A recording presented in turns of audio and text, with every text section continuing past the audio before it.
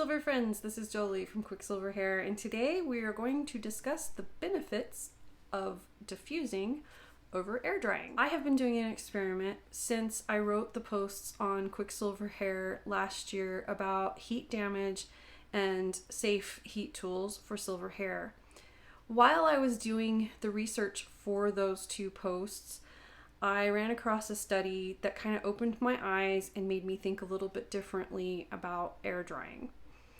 I have air dried my hair for 20 something years since I first tried to embrace curly girl method. Along with ditching my brush and all of the chemicals you aren't supposed to use for curly girl method, I also ditched heat completely. I rarely ever dried my hair. I rarely ever used a flat iron on my hair. And when I read this study, my eyes were opened a little bit about that might not be the best plan for certain hair types. One of the struggles I had when I ditched the dye was that my silver hair seemed to be losing its definition. And so I've been doing a lot of things to figure out, is the definition still there and I'm just not treating it properly, or has it completely disappeared and I just need to cope with what is there?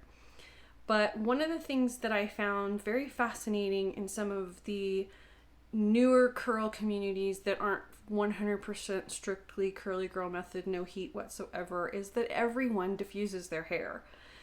So stick with me, because even if you have straight hair, there's some information in here about heat damage that you're going to want to know. So hang in there with me. But let me read this study to you because I thought this was really fascinating, and this was what spurred me into experimenting with diffusing. So the study is called The Hair Shaft Damage from Heat and Drying Time of Hair Dryer. It is a long list of scientists who did this study, so I will link the study below if you want to read it.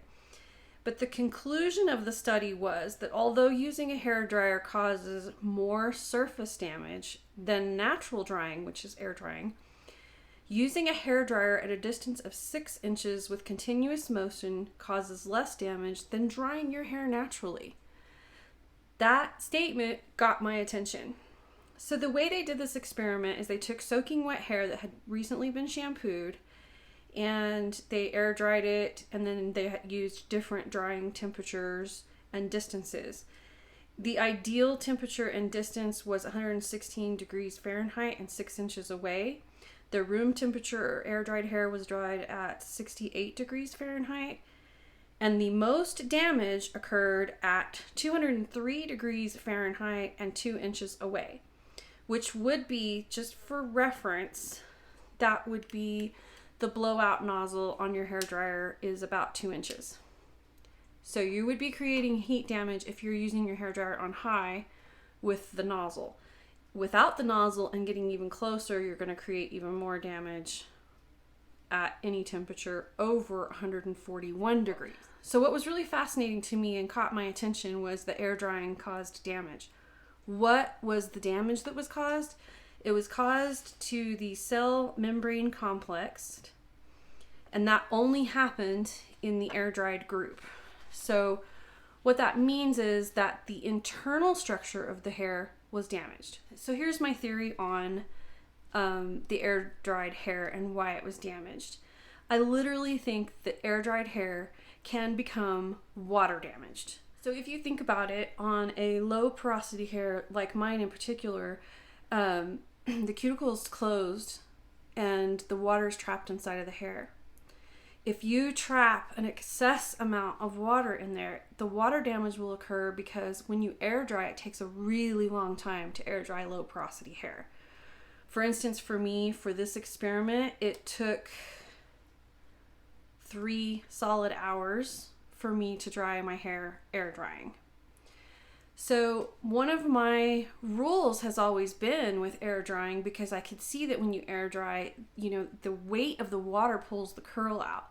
So from a curl perspective, I was always saying, don't dry your hair from sopping wet. And it takes too long for all that water to evaporate. So I always recommend that you start with a plop before you start air drying. Plop for 10, 15, 20, 30 minutes, depending on the length of your hair and how much water you have in it and how much product you have in it. And that will help, I think, mitigate any kind of damage, especially if it takes your hair upwards of 3 to 5 hours to dry. When you have a little bit higher porosity hair, your hair dries faster, so this may not be as big of an issue. The air drying damage might not be as prolific as it would be in low porosity hair. So to prove this theory to myself, I started diffusing my hair last year more often. And I did find some benefits to diffusing my hair, which I think are kind of cool. One, it sets the cast a little bit. So this is diffused hair. Let me show you what my hair looks like diffused.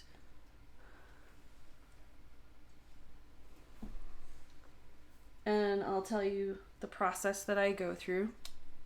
So this is, I've used essentials from Loma, shampoo, conditioner, leave-in, and their Loma's Firm Hold Gel. So that's what's in my hair. Plus I finished it off with my own squalane oil to break the cast. Today it is 97 degrees outside. It is 27 degree dew point. It is 10% relative humidity. So you would think even with it being so dry, my hair would have dried very quickly. I plopped for 30 minutes and then I air dried for about 10 or 15 minutes, while I kind of put my makeup on. And then I diffused to about 80% dry for 20 minutes on medium heat. And my dryer on medium heat gets to around 145 degrees. So then when I quit diffusing my hair, I just let it continue air drying the rest of the way, that 20%. I went in and outside, and that still took another 30 minutes. So total time was an hour and a half to mostly dry. So next is my air dried results, which I will show you this little video that I did that day. So this is air dry results.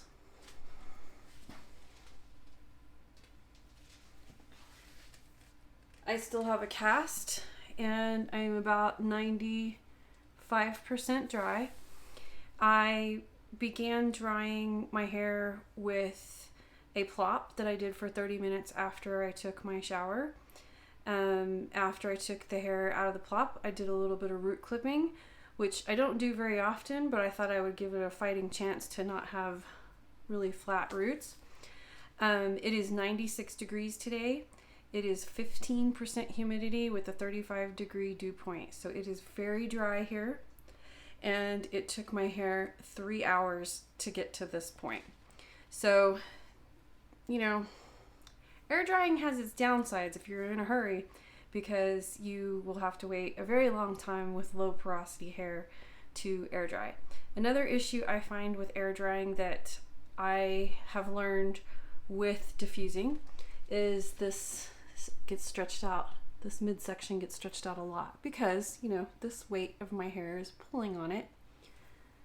And even though I got a cast, a slight one, the upper part didn't get much of a cast. The cast is really on the ends of my hair, which is because the ends of my hair probably dried faster. Okay, so you can see that there's not a whole lot of difference in curl pattern or curl texture. You can still see I do get weighed down here because I have silky roots. But for me, one of the main differences is this curl stays with me all day. Air dried curl, over the day, it just keeps getting less and less and less curly. And I believe that is because it never actually achieves a full cast, if a cast at all, because the water in the hair keeps the gel wet. So it doesn't have a chance to actually set into that cast.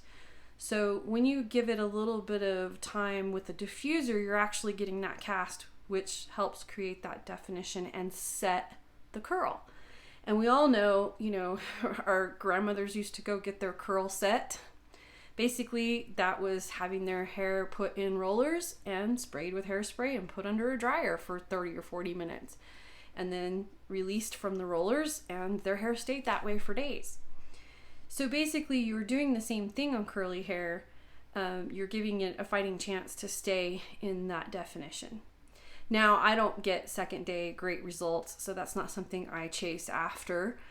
But I found this whole experiment quite interesting, and I think I will continue to use my diffuser. And after finding the Black Orchid diffuser, I really have fallen in love with that diffuser, and it really does make a big difference for my hair and my curls.